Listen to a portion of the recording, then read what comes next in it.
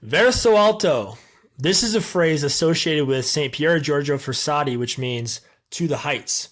Now, track and field is one of those sports where the athletes put in a massive amount of work to run seconds faster or jump centimeters further, right? Or jump centimeters higher or throw just a little bit further as well by inches. It takes athletes a ton of determination and commitment to reach the peak of their abilities because of this. Joining us today is a D1 Big Ten thrower who has taken the grind of his sports that he's learned and added this and applied it to his spiritual life to seek full satisfaction. We are the Varsity Catholic Podcast.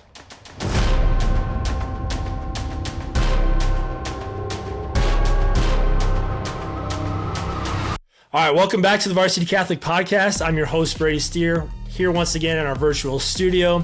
You know, it's been early on in terms of our recording with how many episodes we've done, but I can tell already one of the best parts is getting to know these coaches and athletes and their story and letting them teach us something through their stories and through their lives that they lived.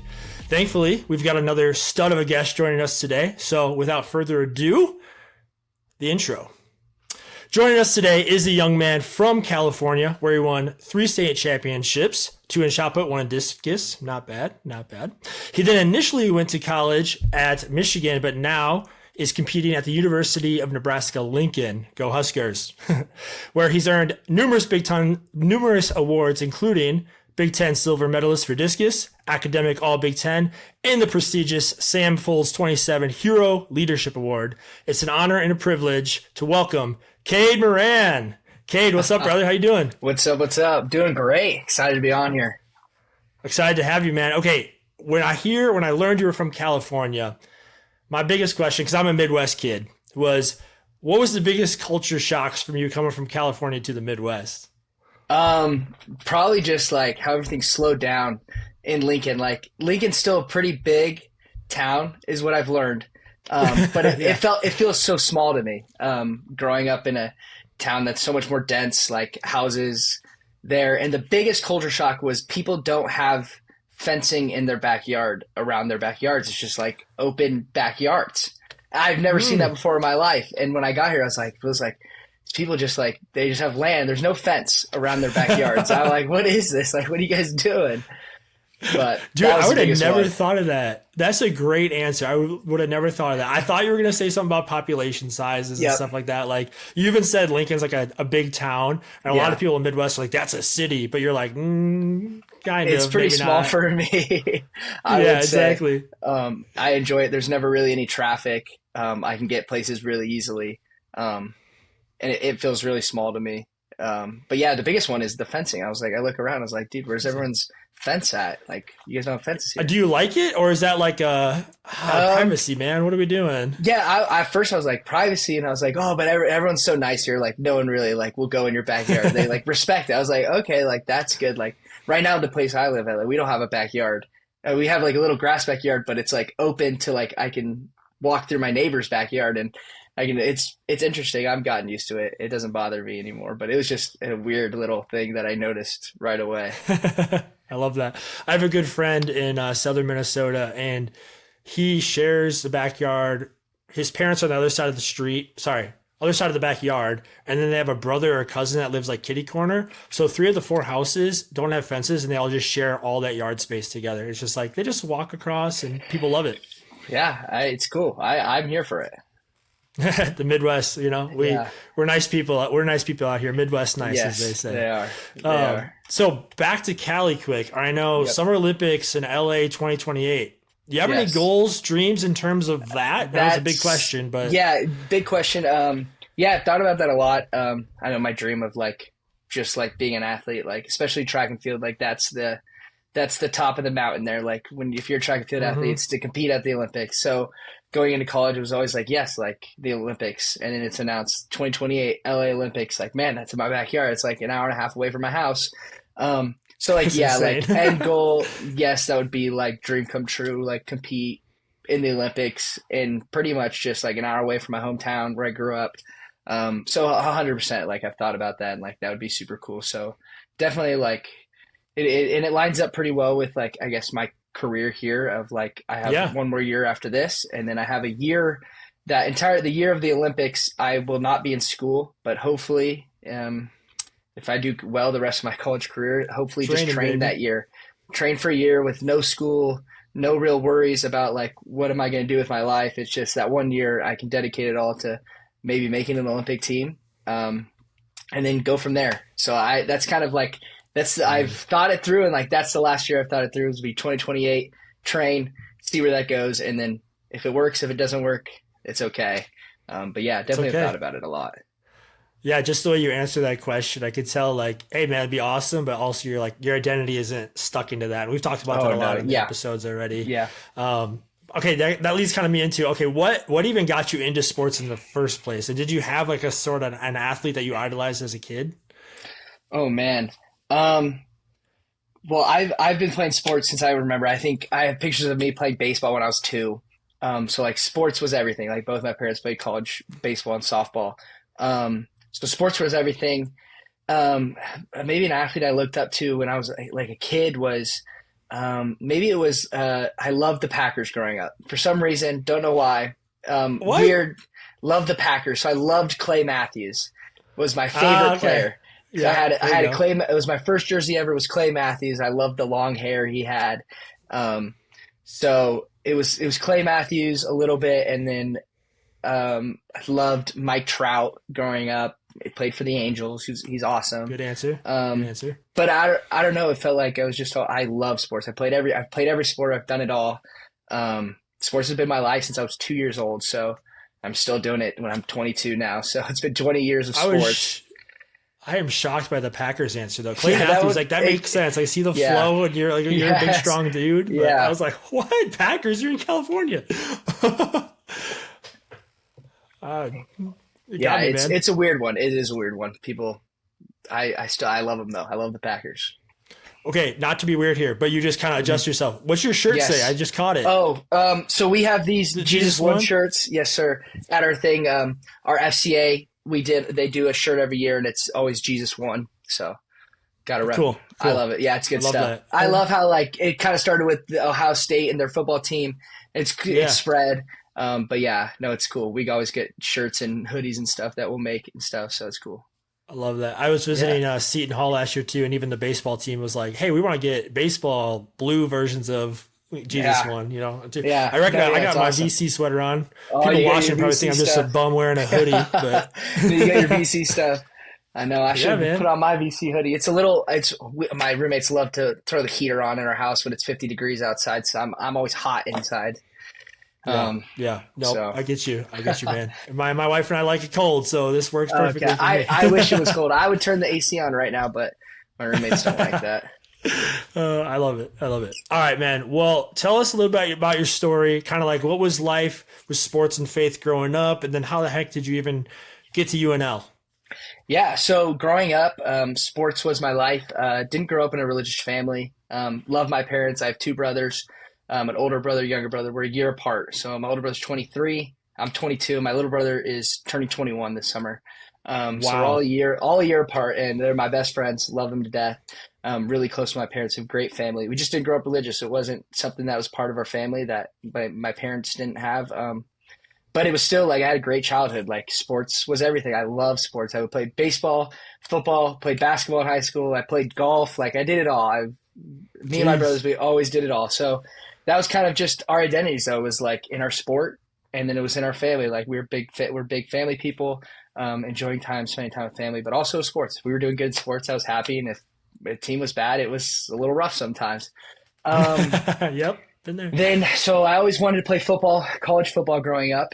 And then I get into high school, college football, college football, that's all I wanted to do. High school football, not the best high school football team. I was a pretty good high school football player, but wasn't good enough. And my cousin actually introduced me into throwing. So I didn't know what throwing was until I was a freshman in high school. She kind of taught me what it was, and I just ended up being decent at it. And it was something that I did fall in love with it as well. Maybe not as much as football, but I did love it because I love competing. I love being an athlete. I love to win. That's what my thing in high school was like. If I'm going to do something, I want to be the best at it. Amen. So started doing it, wanted to be the best at it, worked really hard, ended up being really well, got these amazing opportunities to go on all these visits around the country, taking visits to different school, got a great opportunity to go to University of Michigan. I was like, you know what, I thought it's a place I wanted to be, took a visit there, loved it, spent my first year there. And this is kind of where my faith started to come into fruition, is I had a really rough freshman year. Was falling into a lot of sin, a lot of stuff I shouldn't have been doing my freshman year. We don't have to go into too much detail, but just the college life. I wanted to live the college lifestyle, and I was definitely living it. And it just, the more I did it, the worse I felt. So, and it wasn't until one of the buddies on the track team, like, kept trying to, like, he's like, do you believe in God? I was like, I don't really know much about that. Like, I don't want to do all that. Like, if I do that, I won't be able to have fun, is what I thought. But he kept bugging me a little bit here and there. And, I just kind of started thinking about it more and more. And then my freshman year, the freshman indoor season of throwing didn't go very well. I had this really big problem. I kept getting sick. I had tonsillitis. I ended up getting my tonsils removed my freshman year. And it was brutal. So then I ended up redshirting the outdoor season. And it was like, I was living in all this worldly stuff of this college lifestyle my freshman year, while all my best friends are traveling, competing, doing what they're there for. And I was just sitting there in my dorm room, like, what am I doing here? So thought it was the best, talked to my parents, thought it was the best idea to maybe transfer. Wasn't the best environment. And the big reason why I didn't think it was the best environment for me is because I wasn't doing good athletically. So I was like, this isn't the place. Like, if I'm not succeeding athletically, it's not the place for me. Jumped in the transfer portal, and ended up committing to the University of Nebraska after my freshman year. Stepped on campus. I think it was like the first week of campus, met one of my teammates, and he's like, hey, like, have you ever got, like, do you want to go to church with me? I was like, I've never been to church before in my life. The first time I ever went to church it was actually one of my buddies. His name was Henry Zimmerman, amazing guy. Took me to the Newman Center on campus, maybe like 2 weeks after I stepped onto campus. I went to mass with him for like my whole entire first semester. I would go to mass with him. I had no clue what was going on. But I went because I was searching for something, and he said this was something that would fit. And I was like, you know, it sounds amazing, like what the Christian life offers. I was like, maybe this is what I was searching for. I was going to the Varsity Catholic Bible studies that they had with Matt Masker, amazing guy. Oh yeah. Was leading these Bible studies, and I was going to them, and I was just like learning. I didn't really understand anything. I just kind of was like learning, who is Jesus? What is the gospel?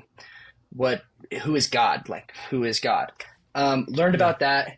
Second semester of my freshman year, I moved in with one of my best friends in the whole world, Tyus Wilson. He was a 7'3" high jumper, just finished like 8th or something at World Championships this last year, a beast of an athlete, and also a beast of a Christian man. Like, just got married this last summer. I was in his wedding, a groomsman. It was awesome. His wife, McKenna, she's the best. Just this amazing picture of like what a Christian man looks like, a Christian relationship looks like. And he led me into FCA, getting involved in FCA, which was amazing for me, learning more and more about who the gospel is. But it really was just learning about who the gospel is, what the Bible is. And he would take me to church, but I always was searching, like, this is my competitive nature, is like, if I'm going to do something, I'm going to do it to the best of my ability. Like, this is what I talked about earlier, like, Amen. Why I did track. I'm going to do it to the best of my ability. So when he started teaching me this, I was like, man, I'm going to do some of my own research. I looked up like some of the authority of the Bible. I was like, why do we believe this is what we believe? The authority of the Bible, who started the Bible, like who made the Bible? Because a group of people put the Bible together. What were the earliest people believing about the Bible? Because I was hearing a bunch of different things. And it all kind of led me to the Catholic Church. So then this was about my second year here. So this was to be last year, my first semester of my junior year. Started really getting into like, what does a Catholic Church teach? Because everything started pointing to the Catholic Church, of like these early people were Catholic. So I was like, what does a Catholic Church teach? So I went and sat down with our Varsity Catholic missionary, Jake Weinecke, and I was pelting him with questions, asked his beast. He's asking him questions. This, and he's like, you know, if you want to sit down with like Father Kaup, like, or Father Sassy, like, you can. I was like, I didn't know I could sit down with a priest and just talk to them. Like, I didn't think they were like real human beings. I thought they just like sit in a room, they do mass, and then they go to confession. So like, they're amazing people. Like, they're people as well. So I was like, okay, like I would sit down with them. So I sat down with Father Kaup, at the Newman Center, and we had this great conversation about like, what does the Catholic Church entail? What does it start? And I was like, you know what, I'm super interested in. He's like, if you're interested, you can join OCIA.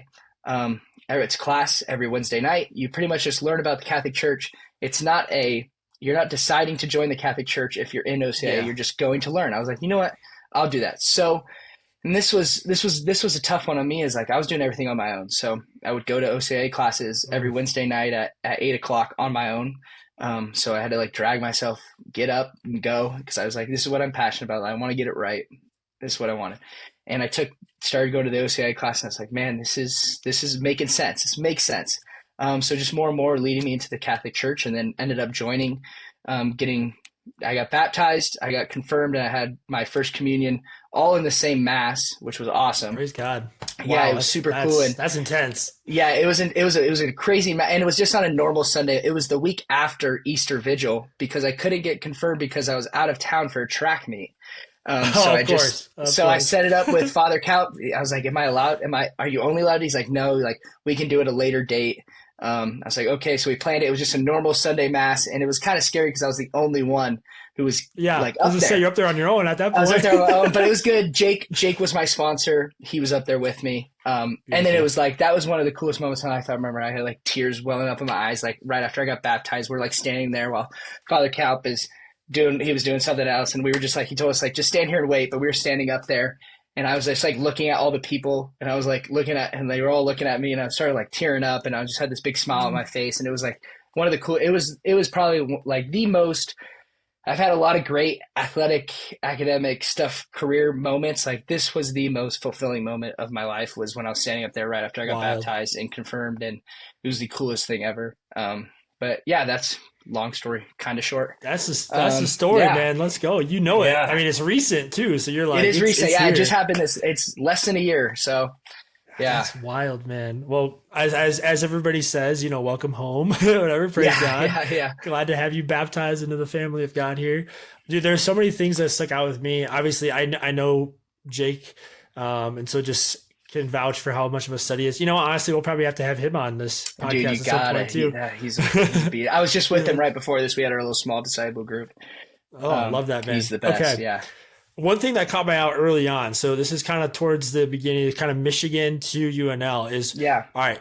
It always hits us athletes. So when you're saying like, freshman year, getting into the party culture and this, in like us athletes listening, we all know what you're talking about. So don't worry, we've been there, we've been around it.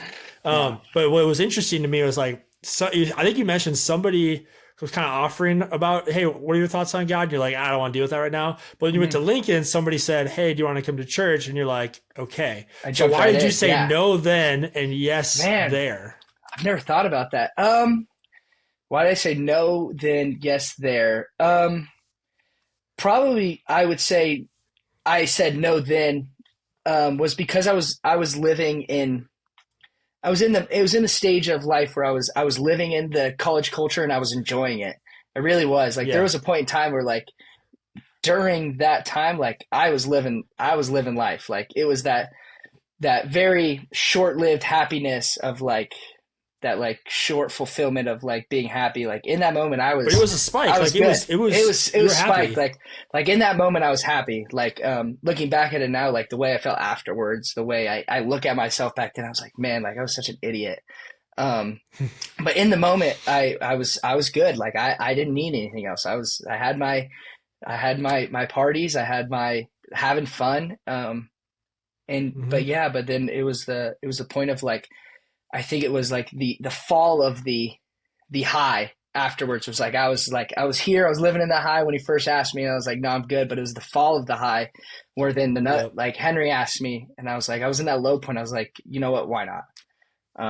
You felt that like you're like, there's gotta be something more. Something there's gotta be something there. Yeah. 100%. So I was in that low point is when, no, you're good. Sorry, man. It's about you, not about me. One of the things I often tell people, and this is probably not a perfect example. I'm not a theologian, so put an asterisk on this if somebody's listening for theological priestly advice. But I say, if you're in school and you're like struggling with math class, You know, you don't just say math is stupid. It doesn't exist. I'm not going to do it. Typically, most people, they ask their good friends that are good at math for help, or they go ask the teacher. But a lot of times when it comes to faith related things, they're like, I don't want to do it. It's stupid. And they just kind of run away from it. So Yeah. props to you for when you went to UNL, you're like, you know what? I maybe not understand everything, but I'll go. I'll give it a shot. Then you did it and you're like, well, let me dive into this more and let me ask some more questions and let me go to OCIA to actually learn and to grow. When you went to OCIA, I mean, honestly, were you thinking like, I'm going to OCIA to become Catholic, or were you very much so like, maybe, but I really need to learn a lot more? Yeah, I would say at the very start, it was like, I was like, I'm going to OCA. Like, I've been really thinking about becoming Catholic, but I also was like, I don't know the full story, or like the full outlook on Catholicism and what they believe and everything. Mm-hmm. So I would say the first couple of them, I was going just to like learn a little bit more, maybe meet some people there. But then after the first couple of times, I was like, you know what, like this is it. Like I'm like, well, I want to become Catholic. Yeah. There's like, in my experience, I was a cradle Catholic, but I really did a lot of my searching, kind of like you, on my own at first, and then I joined, the Focus community, and the rest is history. But a lot of it was, for me anyways, was asking questions and finding there's actually legit solid answers, and that was what got me hooked. And then I kept going deeper and deeper. I'm like, oh shoot, there's actually answers to these things. Would you say similar for you? Yeah, 100% of like, just like when I would first like would read the Bible, or like when I'd go to this church we would go to in Lincoln, I was like, oh, like I would always ask like why does yeah, like a little kid, this pastor, yeah, I was always asking why. I was like, why does this pastor say this piece of scripture means this? I was like, why? And I remember I was asking some of my buddies this, and I was like, why does he say this? And then there was never like a definitive answer of like, this is why, because you could hear different things from different people of like, hey, this person says this about this, and this person says this about this. I was like, well, like that can't be true. You can't say two different things for the same thing. Like that's not right. So the biggest thing was like, I was asking like why. I was like always trying to dig deeper of like, okay, this is what the Bible says. This is what we think it says. Why do we think it says means this? And like at the end of the day, like me asking that why is what led me to the Catholic Church. Is those That's why very questions. Mature. Yeah. Those why questions. Yeah, and I encourage people to keep asking why too, especially if you do have doubts or difficulties or any hostilities. I think what's common about our faith, right, is that it's misunderstood from the outside. And then once you get into it, you're like, oh, there's a reason why we do this. Yeah. And even Mass, where it's like, when you first go to Mass, it's like, what is happening? What is going on? And then you learn about like every part actually has a why and it makes sense. It's like, oh, yeah, it's not just random. Or even like you said, it's funny, priests, like, oh, they're people too, actually. Yeah, they are. You can actually talk to them. Yes, it's kind of cool, actually. Yeah, no, our priests are great. It's so funny. We get to go up into the rectory where the priests live, and like the end of I wanted to say it was like last year, like during the year last year, they had like a Christmas party thing up in the rectory, and I was like, you know what, I'll go. And like I met the priests, and they're like hilarious, like Father Calvin, Father Sassy, like just like funny dudes. I was like, I didn't know priests were allowed to like make jokes, and I was like, you just like sometimes forget like the priests are real people, and like they're such like gifts of God, of like how much they've dedicated their lives to the church and how much they want to see you grow in your faith. It's like they're not there to just do mass, and they're not there just to do confessions. Like they're there to talk to you. They're human beings that like they live the life, like they know it. So they're a great resource. Like I always felt scared to like even talk to the priest after mass. Like they'll sit outside and like they'll say hi to you, and like I would always be like, oh hey Father, and then walk away. But like now all the time I'll go to Father, like, hey, like, man, I love the robe you're wearing. Like they were wearing the other day, like for Halloween, they were wearing black robes. And I was like, dude, that's sick. Like that's great. And it was weird. And then we make jokes with them. It was like, we had a blackout football game, and then Father Sassy was wearing a blackout robe. We were like, we should have had blackout mass. Like that would have been so much fun.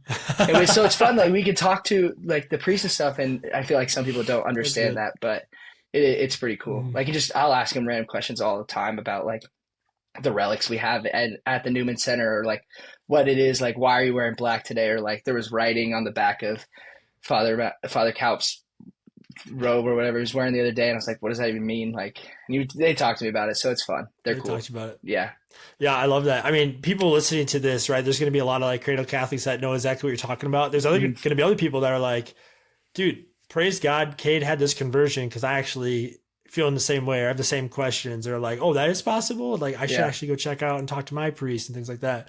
Talk to me a little bit about how you kind of like your interior life, you're seeking satisfaction. Okay. Now that you've kind of grown in your faith life, talk to me how that's affected your sport. Yeah. So it has made competing a lot easier, but it has made practicing, I would say, hard. Oh, okay. This is So interesting. this is Dive like into a that. weird take I have is like we think so like I was really it was really easy for me to be like, okay, like the outcome is whatever happens. Like I'm good with that. Like whatever God's will, whatever his plan for me. Like if he wants me to win a national championship, that's his will. If he doesn't, that's his will. Like I'm all for that. Like that was easy for me. The hardest thing for me is like, okay, in every rep I take, in every drill I do, in every sprint, jump, lift I do, I have to give my full effort because God put me in this amazing place to work as hard as I can to Mm. do his will. So it's not like I'm like doing a lift and I was like, man, I'm tired. Like I'm not going to do that extra rep. And like I was always into that mindset, but I'm like the mindset shift for me has been like, okay, God gave me this Monday to get better at what he put me at this university to do. Why would I not do it to the best of my ability? Yeah, this is great. So that's where my thought process has changed and has really changed how I train and practice of like, okay, when I go into practice, I take notes of like, this is what I'm going to work on today. I'm very precise and very calculated on like, okay, I'm not just going to go into this practice blind. And then if it's a good day, it's a good day. It's a bad day, it's a bad day. Like, yes, like I'm going to have good and bad days both, but I'm not going to go in there and just leave it up to fate. Like I'm going to go in there with a plan of like, and do the work as best to my ability as possible. So every lift I do, every practice rep, every sprint, every jump, drills is to the best of my ability possible because God gave me this gift of this amazing place. Like I get to train in one of the coolest places in the world with the best facilities. So like Very nice facilities. why would I not do it to the best of my ability? So yeah, that's the biggest one that actually has been more trouble for me has been like the little things. Yeah, dude, the practicing faithful Catholic athlete does you've said it perfectly. So I'm just gonna kind of repeat what you said. Like the identity is not in the outcome, and so it's like whatever, we can leave that up to him. But now it's like God has given you. We talked about in the previous episode, like 10 talents, 5 talents, 2 talents, 1 talent, and what are you doing with that? And so it's to not waste it and to say, oh, sports just whatever neutral thing.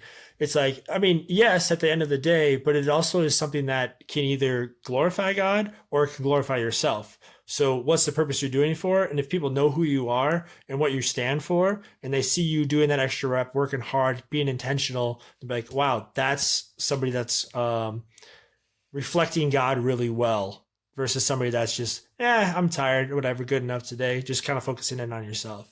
Yeah. So, 100%. I love that. You said that really well. What's your life practically look like now, kind of like differently? Like what's different in your schedule and your day to day as a D1 college athlete at a big school? I think a lot of people listening to this are be like, okay, that's great and all, but how do you actually spend time with God each day? Because I know you're busy. Yeah, no, so it was actually, I love talking about this. We actually talked about this earlier today is, this has been the hardest semester of my college career. I was thinking about this on the car ride today is like, the class I'm taking the hardest class I've ever taken is physiology. It's a grind. I have quizzes every week. I have exams every 2 weeks. It's a tough class. It's a lot of information I have to study for, trying to get good grades. So that's been tough. Being an athlete, like an upperclassman, I have huge goals this year. I had a really good end of the year last year. So I have these big goals and it feels like a lot of pressure of like, man, like this is my breakout year. Like this is like, I do have another year after this, but like, this is the year that I was like, okay, this is my breakout year. I have some really high goals set. So like just me as a student athlete, it's been a lot of pressure. Also comes with being an upperclassman is we have a big freshman class that came in this year. So being a mentor to them, leading them, showing them like what our culture here is on the track team of like, hey, you show up, like, yes, practice starts at 10, but you're here at 9:45 at the latest because you have to warm up, be ready to go at 10. Leading them in the weight room, like, hey, like we lift in groups because we don't want you on your own, because you need somebody to hold you accountable. Lifting partners, we have that. Showing up on time for that, like putting in the effort and just kind of being a mentor for those lower classmen. And then also this year has been really tough. It's been taking a big step in my leadership role as in the Catholic Church, of like starting discipleship groups, being in a discipleship group, starting these different Bible studies around. So like this has been like the hardest, but the most growing I've ever done in a semester, the most I've learned about myself, my faith, like what I want to do in life. Also getting older, like I have to figure out what I'm going to do in life. So I started an internship this last year. So I'm also working while doing this. And so it's been very like action-packed semester, tough semester, but I love it.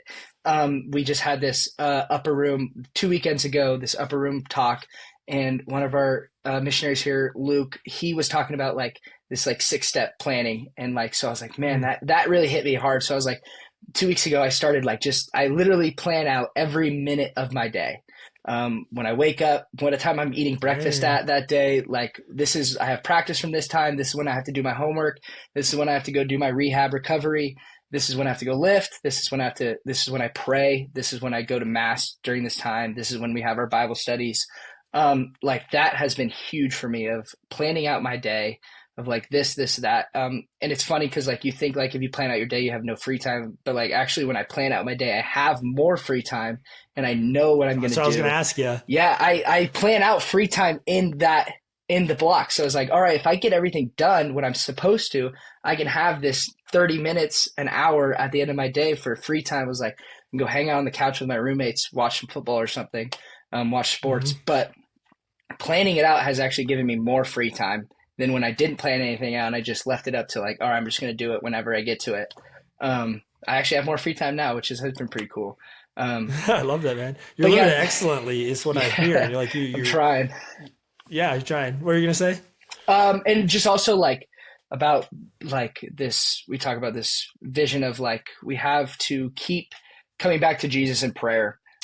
So like planning in those specific prayer times have been huge.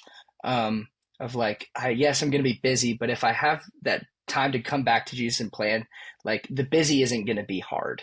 Like if I have Jesus, like if I center myself around Jesus, the busy stuff, it's easy. I can do it. So what's the common saying, right? If you want to pray all the time, you have to pray some of the time. Yeah. So you got to actually plan it in and stuff like that. Have you gotten into basically redemptive prayer, like praying like throughout the practices, throughout your lifts, throughout your games, like offering those up to your teammates and for people? Yeah, 100%. I've slowly been learning how to just bring Jesus into every aspect of my life. So it's like when I go into lecture, I'll hit a little like, Jesus, like help me focus.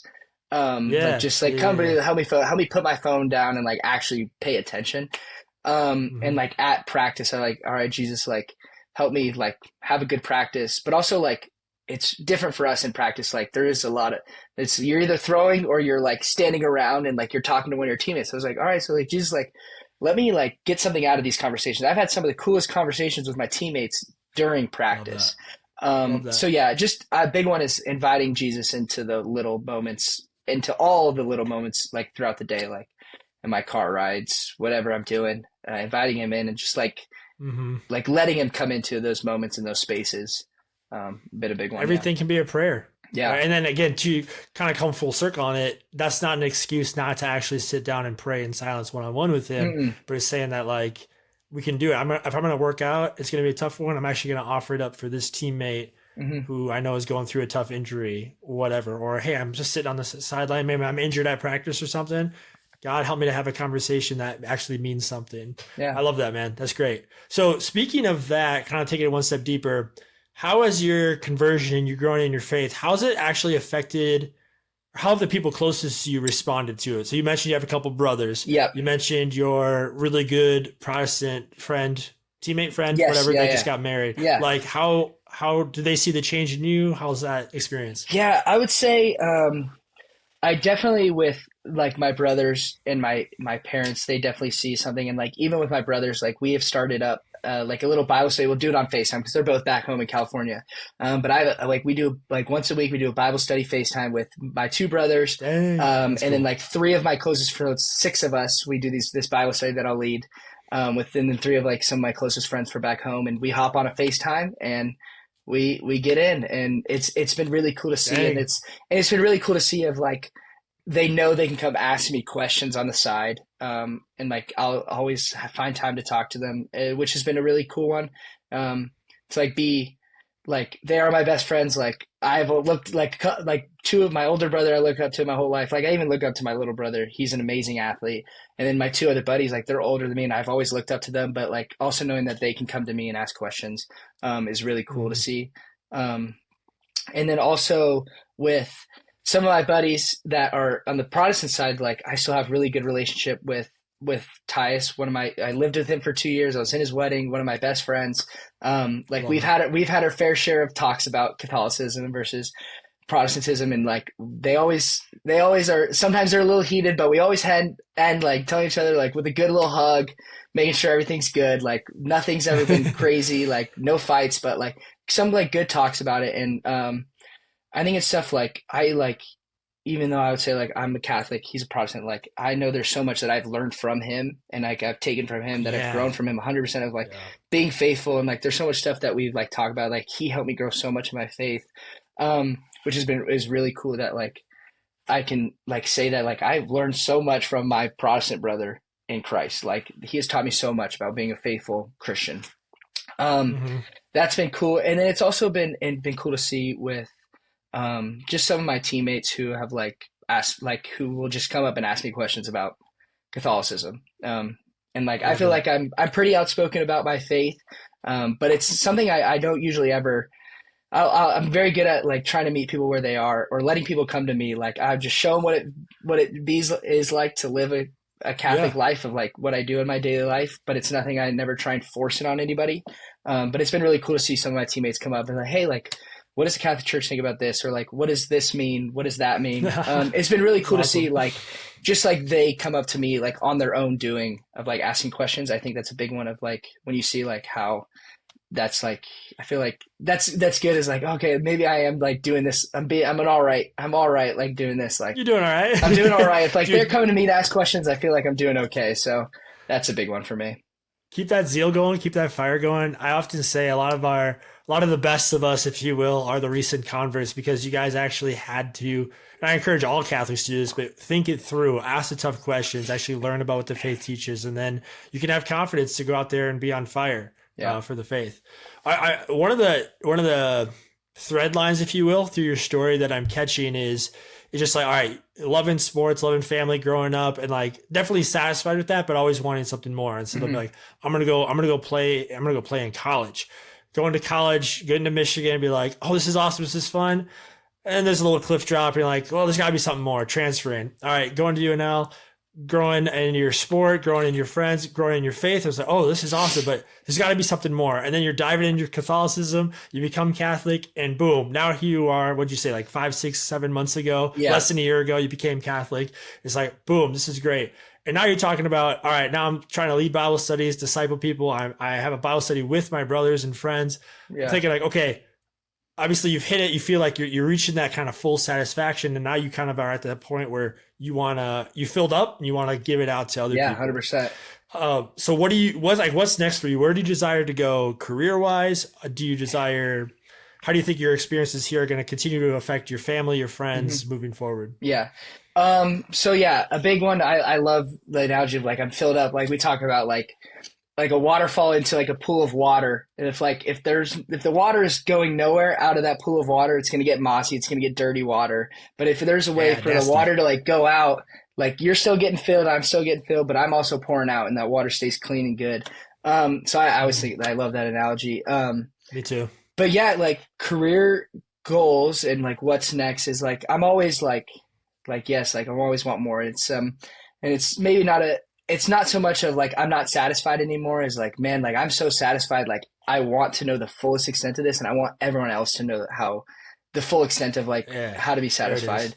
So I'd say like, yes, I'm fully satisfied, but that doesn't mean that once I'm satisfied, I'm good. Like I'm satisfied. Like I want everyone else, like my brothers, my friends, everyone else to feel how I feel. Cause like I've never been happier in my life and more content with where I'm at now and in my feet, like where I'm at.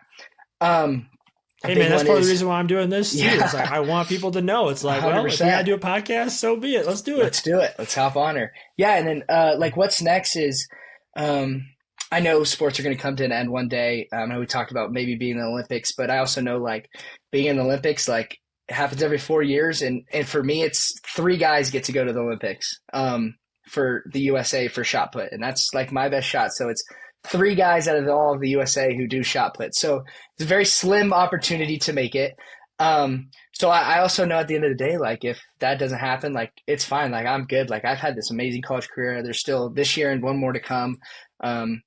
So I'm going to live in the moment, not think too much about the future. But also like future goals after sports is either if I go into the workforce, go work in an office someplace, that would probably be closer somewhere. I love sports. It's been my life.